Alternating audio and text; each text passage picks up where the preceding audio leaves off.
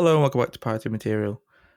In today's episode, I speak to a gentleman called Simon Dixon, who runs an agency called DixonBaxi, and DixonBaxi are sort of one of the larger agencies in the world now, in terms of their swing power, not their size. They work with numerous companies that do really large projects, from sort of AC Milan to ITV to Everton Football Club and loads of others. And we'll discuss Simon's early influences, his agency that he started when he was 19, where he designed rave flyers, and we discuss his practice and his need for sort of restless creativity. We touch on the idea of big agencies doing good work and if that's something that is important nowadays. And I think that's it. There's probably more, but I've just forgot. I should really write notes or something. I've got a list of... I'll shut up. I hope you enjoy.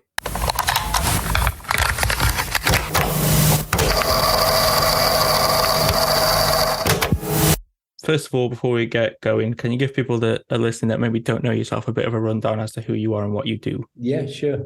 Well, it's nice to chat to you, Brian. My name's Simon Dixon. I'm one of the co-founders of DixonBaxi. We're a branding agency which is based in London and has been going just over 21 years now. And we work internationally creating strategies, design systems, and the execution of those design systems for companies all over the world, companies like AC Milan and Netflix and Sony, Samsung, big companies. And our job really is to help them connect to their audiences and their products and services. A lot of what we do is very digital first. And yeah, we're very lucky to have some really interesting work on. Jumping back to where things sort of got started for yourself, is design and art something that you've had an interest in from sort of an early age? Yeah, I was always into kind of drawing, and I used to draw comic books when I was quite young. So I used to self-publish comic books, and I got into illustration and things. And then as I moved into, I didn't do a university degree. I did a kind of vocational set of courses, and I did a foundation course first. And I like the idea of kind of expressing myself, but I'm quite pragmatic, I think. I suppose a problem solver by nature. So graphic design seemed a nice way of combining things like photography and printmaking and art, but in a commercial way. So it was vocational, which I liked. So I studied a kind of graphic design diploma, and that kind of brought all those kind of ideas together. But I've always liked, I suppose I'm a visual person, but also a thinker. So that combination of things that work for people, things that express themselves, but have things inside, ideas or systems that drive them. Correct me if I'm wrong on this, but I believe when you were doing those studies, you started a design agency when you were 19, where you design rave flyers for raves and things like that. And I've completely pinched this question from I think it's the Design Boom podcast. But when Neville Brody was on there, he talked about this idea of having spaces where you're allowed to just create, and they're quite important spaces for sort of young creatives to really get going. Would you echo those thoughts at all? Yeah, I mean, I'd qualify it with I like creating for people. So I think it's cool just to create, and I think it's nice to express yourself. But as I was saying before, I see myself as a commercial artist, so I'm creating for other people. And when I started my career, obviously that audience was quite small and very specific because it was in the kind of music industry. But I like the idea that I was designing things that other people would connect to, other people would think was cool, other people would use. You know, if it's like a rave flyer or a 12-inch or record cover for a cool band, they would want to look at that and hold it while they're listening to the music, and it becomes part of the experience. So I've always seen design as an expression of myself, but an expression for somebody else to create something that they would use, keep, or interact with. So I kind of agree with Neville, but I'd qualify it that way.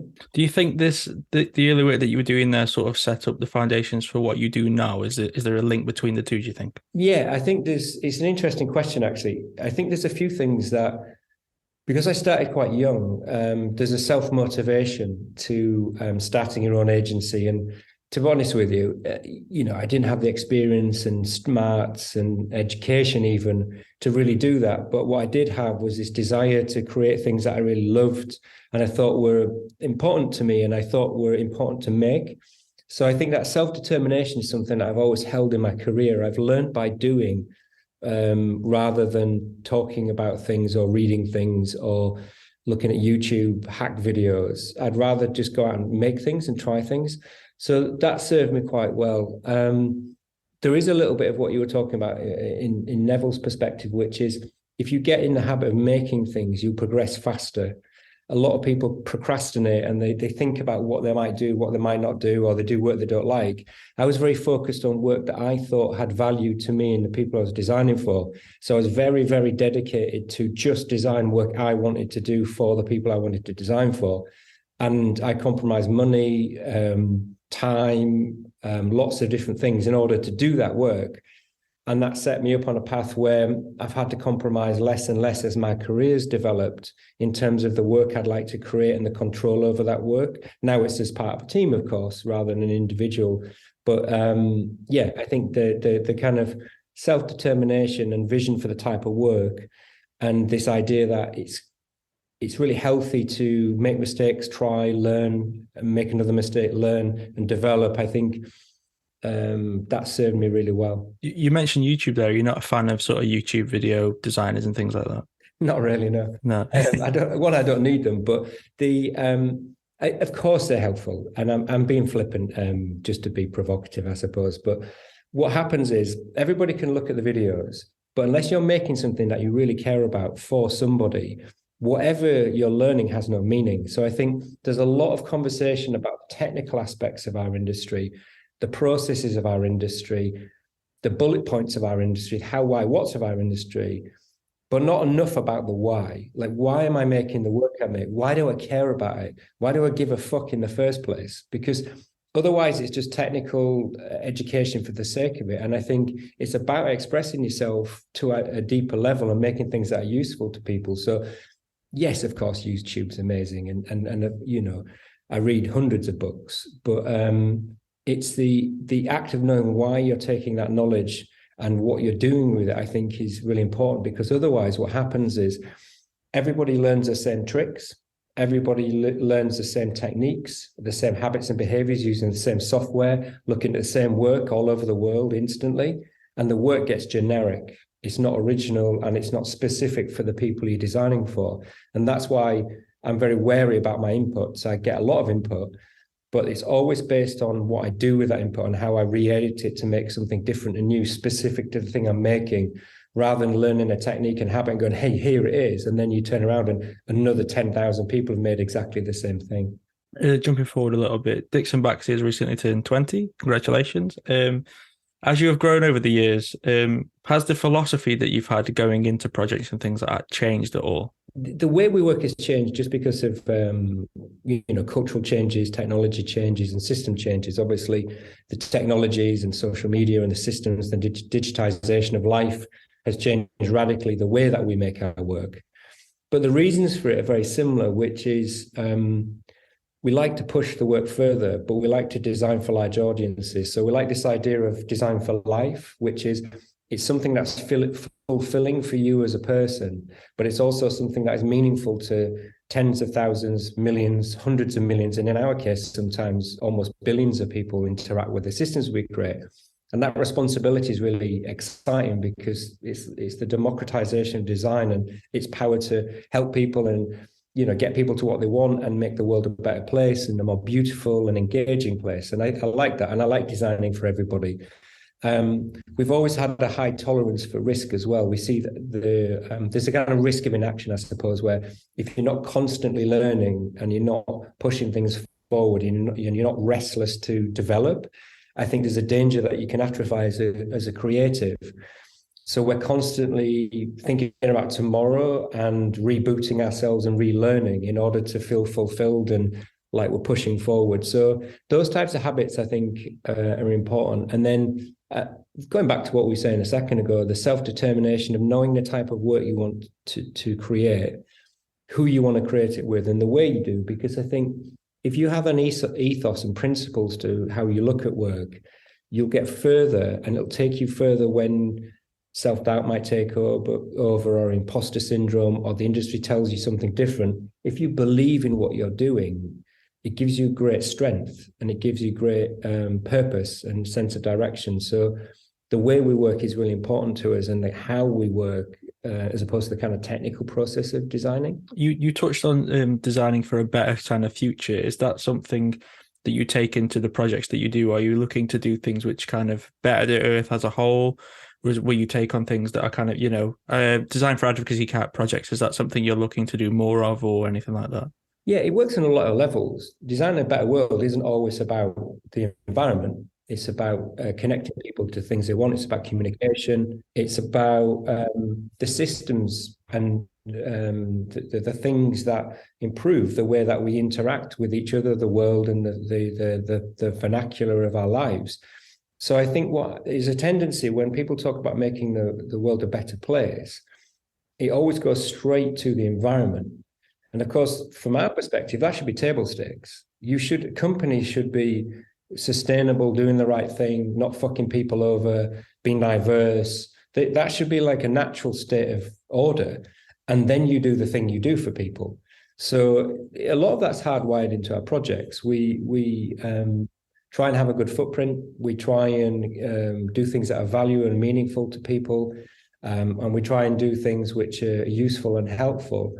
And it really depends on the client, the application. And of course, we want to leave the world a better place than we found it.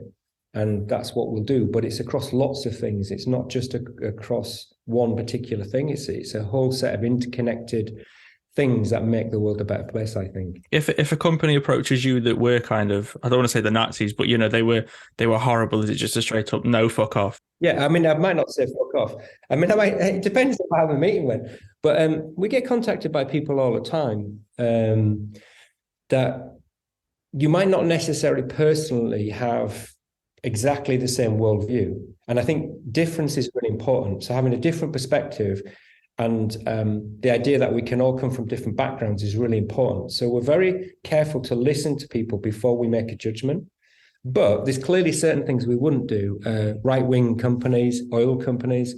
Many, many years ago in our, as we developed the business, we worked in gambling for a short period. And we were working on a project and suddenly realized this is wrong. This is not what we should be doing. The way that this works and who they prey on and the systems of that are not morally correct. So we just stepped away from that. Tobacco, we wouldn't do. We wouldn't do anything where it was toxic, highly pessimistic, like really negative. We wouldn't work with a client that was really bad, like a nasty person. We don't mind people being a bit angry if they're a little bit stressed, but we look for a balance and we look for optimism and positivity, and we look for the ability to work together to make things better, and we listen to people because I think there's too much, there's a lack of celebration of difference of opinions, and it's got very rarefied, and everyone's in their little bubble, and those bubbles get smaller and smaller, and everybody's only thinking about their perspective on the world.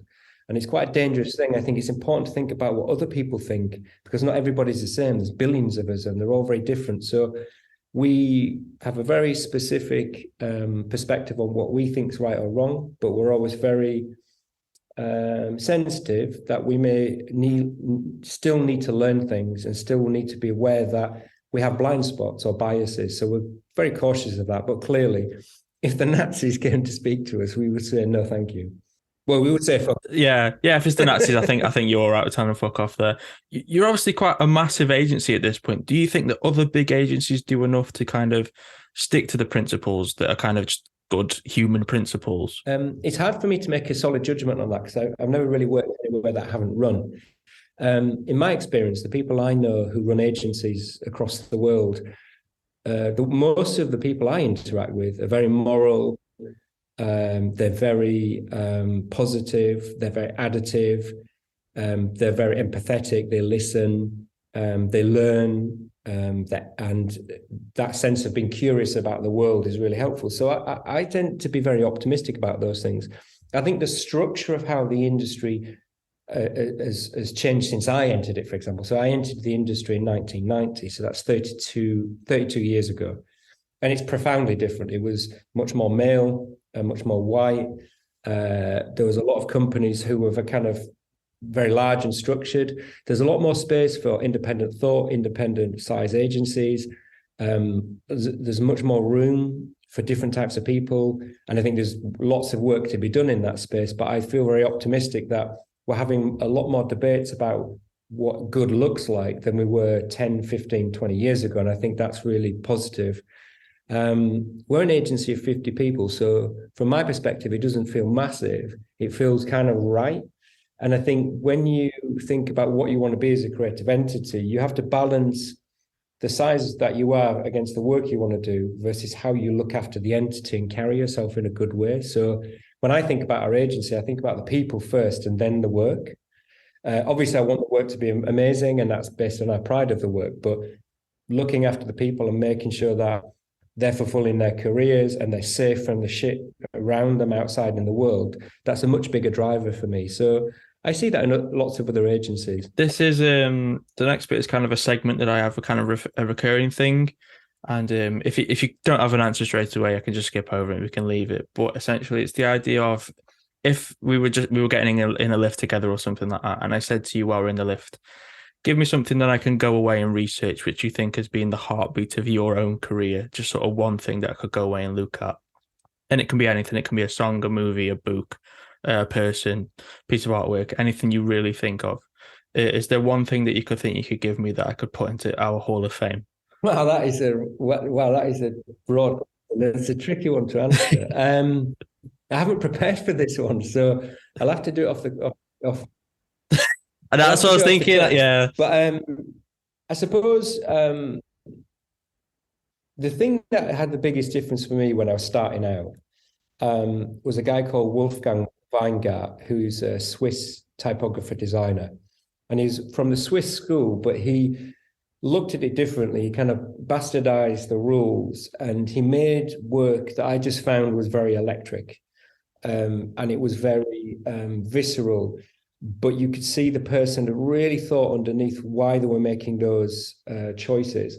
So there's a kind of typographic perspective. But when I started my career, the details of how design and the craft of design is made is really important to me. So I was trained in kind of classic design and things like that. So I think that's really important. If it was purely a visual thing, I would say 2001 by Kubrick, which is a very, very obvious one to say. But every year that I look at it, and I've seen it in the cinema and you know, big screenings, I've seen stills of it, and I've been to the archive. Every year that I look at it, it's just as good as it was the year I first saw it. And it's very hard to make design or art direction or craft that is that timeless. The movie isn't like necessarily, you wouldn't want to watch that every Saturday night, but the pure craft of how that film was made is mind-bogglingly good. And you can't get a crowbar in it. You can't think, how would I make that better? So that's difficult. If it was a person, it would be my business partner, Rapova, because he's had by far the most profound effect on my life. So he and I have worked together for 28, 29 years, and we've grown up together and we've developed as creative people. And my life is profoundly better because of that relationship. Not just my creative life, but my life in general is better. But we've shared so much together in terms of traveling and building an agency and learning about creativity and getting better out of our jobs. So if it was a kind of, you know, a desert island type thing, he would be. Well, if we're going through all of them, can you think of a book off the top of your head at all? Oh God, okay, a book. The last. If you book... can't, it's fine. If you can't, No. I read loads, so I'm just trying to think about a good one that was. I tell you the one I read recently. Well, it's not recent; it's a few years ago. But the one I read recently was Factfulness by, I think he's called Hans Rosling is the author. I might have got that slightly wrong, but it's about how the world has developed and, in a sense, our bias of seeing things negatively because that's how we're hardwired. And when you test people, they tend to see things more pessimistically than how the world is developing. And as I said, I'm quite an optimistic person, and the book isn't perfect. It's flawed in some areas, you know, in terms of how they look at the world and the sampling and things. But the positivity of how it says to you, look, take the metrics of how things have got better and let's build on that rather than saying everything's broken and fucked, I think is really helpful, because if you take the energy of something that is underway and you use optimism to fuel you, you get further, I think, than just looking at the problem and kicking your heels. You've touched on it a little bit, but obviously you touched on the idea of kind of relentlessly looking to better yourselves and better the environment. Do you ever suffer from sort of creative exhaustion or burnout or anything like that as a result? I think it's an interesting question, burnout. I think it's down to control and the choices you make. Obviously, I get tired, I get frustrated.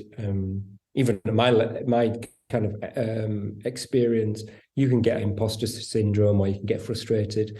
It's part of the human condition. It's to be expected. So I think that I just embrace the fact that our lives and certainly creative work isn't linear. It's messy. Though if you progress expecting everything to work, you'll get hit in the face really quick. If you progress expecting everybody to agree with you and everything to work the way you imagine, you'll get slapped in the face really quickly. So I've kind of hardwired myself to get used to working at the tolerances I do and the speeds I do and the amount of work I do, because I like doing it. It fulfills me. And the energy I get from trying to improve myself, improve the studio and get better at what we do is really fulfilling. And I think I speak a lot to other people about this and people ask my advice about it. And I tend to say that the thing is, if you're locked into something you don't like doing and it's burning you out, you have to change it. So it's not about the number of hours you're doing necessarily. It's about what you're doing and why you're doing it and if you want to do it.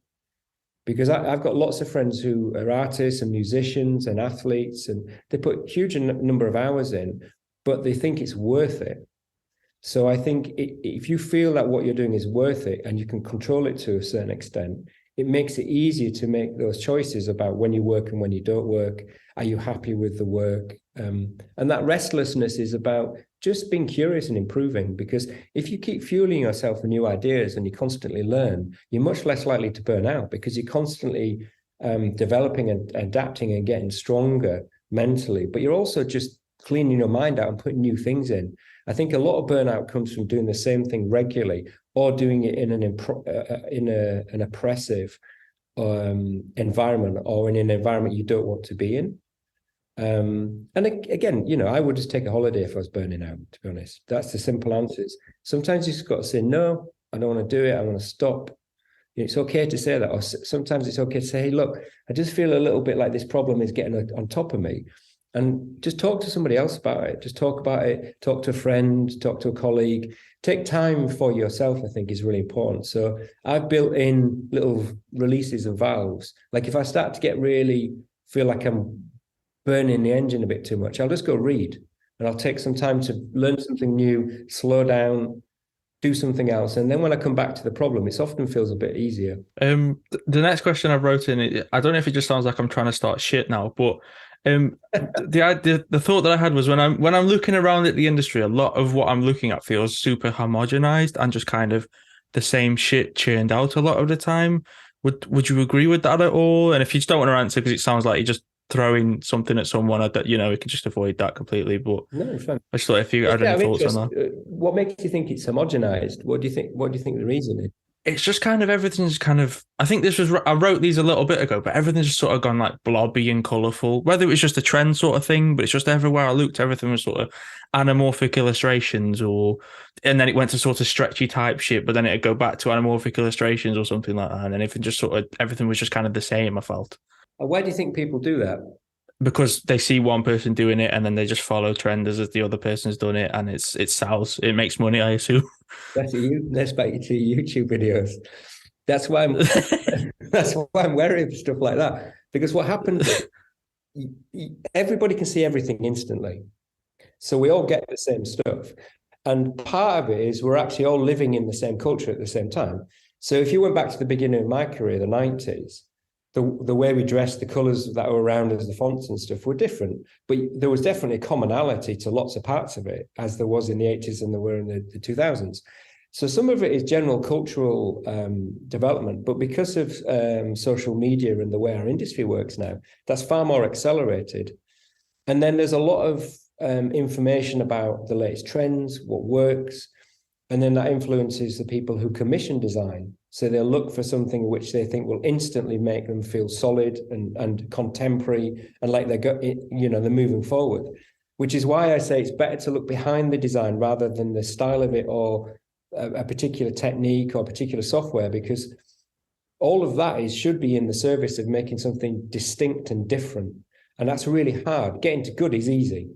It's really easy to get to good because there's loads of tricks and techniques, but getting to something original, different, is actually much harder. So you have to make more work, which feels shit, and then it feels generic.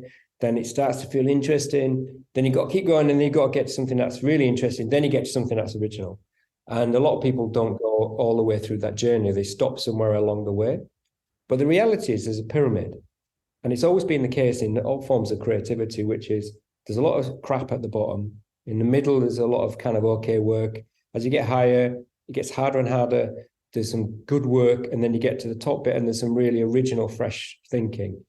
And it always works like that. So we just see more of the middle than we used to do. So someone that might listen to that might make the argument that nothing's original in a sense because everything has been done and there's nothing that you can do which anything, everything can link back to something. Do you think that originality is a thing that still exists? Yeah, of course. It does. The way you pose the question, I think, is really good. I think it's a very good insight. You're right. It's original on the terms of how you enter the game.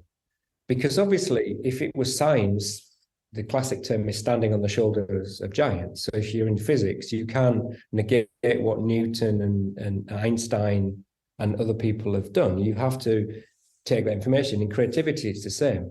The way we've all developed culturally and the history of what we've all done will obviously influence you. I've just talked about, say, Stanley Kubrick and Wolfgang Weingart. But if you look at the work we do now, it doesn't look like either of those people. I've just used it as fuel, and it's how you remix those references, I think, is the key to it. Because, of course, nothing is truly wholly original, but you can look at things with an original perspective, and the idea that you want to create distinction with something that's different rather than something that necessarily fits in for the sake of it. So I think it's both yes and no to the question. Over your years, I assume you will have looked at a lot of students' portfolios and interviewed a lot of students and graduates and things like that. Do you have anything that you look for in the person or in the work at all that you look for when you're interviewing them? Yeah, it's another very good question. I have seen thousands and thousands of portfolios over the years and hired hundreds and hundreds of people. And I've always felt that, and certainly the more time goes on, it's all about the chemistry and relationship. And I think it's a mutual situation. I think when I'm interviewing somebody, I think it's important that they're interviewing me and us as well. I think it's a two-way thing. In fact, actually, when we're looking for creatives now, I'll often interview people first.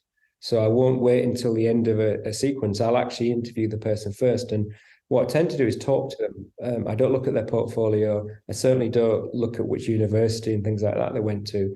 I talk to the person. I ask them a handful of questions about how they look at creativity, what's going on in the world, and the way they express themselves. And I know very quickly how they think and whether or not I think there's an interesting kind of chemistry. And what I look for is a kind of chemistry, but difference in the people. I like the idea that we're all very different in terms of our mindsets, but there is a sense of seeing the creative world a certain way so that when we overlap, there's lots of difference to make the kind of melting pot rich, but there's a kind of common goal. So it's about true hunger and passion to make work you're proud of. It's about willingness to be curious and learn. It's understanding that in our case, because it's professional creativity, it's about designing for the audience at large and respecting them and being and caring and being empathetic about other people. It's being a good person, just being a good person, someone you can spend time with. I often think when I'm interviewing somebody, I imagine myself flying to New York with them sat next to me on an aeroplane. And if I imagine that conversation would be really enjoyable for that flight, I've got halfway there with them. That's a lovely way of putting it. That's a lovely way of thinking about it, I think, actually. And lastly, this is another big question, so I don't know if you can... I assume you will. If you've come in with this with nothing, you haven't even looked at the questions beforehand, I think you've done a really fucking good job. This has been really good. It's like you're doing backflips and things to get to the... Lastly, I ask this to everyone, but if you could go back to the start of your own career and give yourself one piece of advice, knowing what you know now, do you know what you'd tell yourself at all? Yes. Again, another cracking question. It's not one single thing, it's a combination of things. The first thing would be to trust my gut. The second is the effort I put in is worth it to get to the level I wanted to get to. And the third thing, which is it took me longer to learn in my career, is put other people first, not you. That by far was the thing I learned later in my career, but those three things would be, I think, the things I would say to myself. That's it. I have run out of questions. Hello. I hope you enjoyed. Um, yeah, if you want to find me online, I'm Python material. Anyway, you want to find me, come find me, chase me. Uh, yeah, I'll see you next time. I don't know how to end these. They're getting worse and worse as I do each one. Yeah, I shall see you next time. Bye.